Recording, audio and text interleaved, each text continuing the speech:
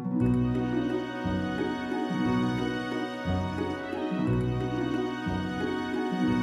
everyone, my name is May and welcome to another episode of Milk and Honey SMP. Ngayon po ay nandito po tayo sa ating base para mag-build ng isang honey farmhouse. Itatabi po natin siya sa ating enchanting bee at sa ating malaking palayan. Kaya ano pang hinihintay natin? Tara na at mag-build. Let's go!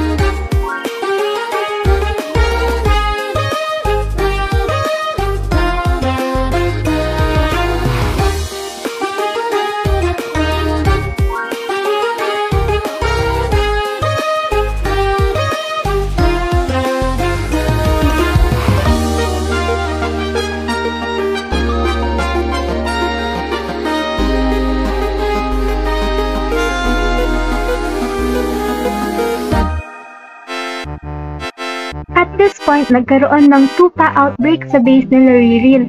At to the rescue naman kaming mga Milk and Honey members. Nandito po kami nila Juju, Haruka, tsaka ni Ethan to the rescue para mailigtas sa mga tupang nagsikalat sa kanyang base.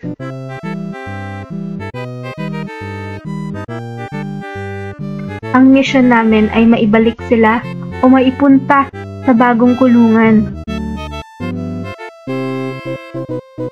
Kaya kahit tinudumog, kahit tinutulak ng mga tupang to, aba, syempre di naman tayo papayag, no?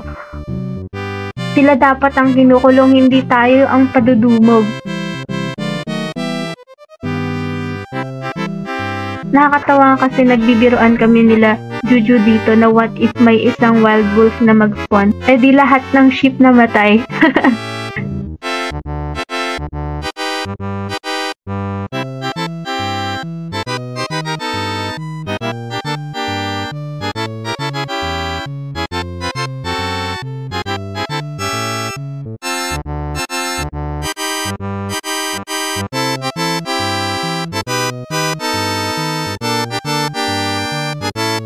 In the end, nailagay naman ang mga tupa sa kanilang bagong kulungan at lahat ay umuwi ng masaya.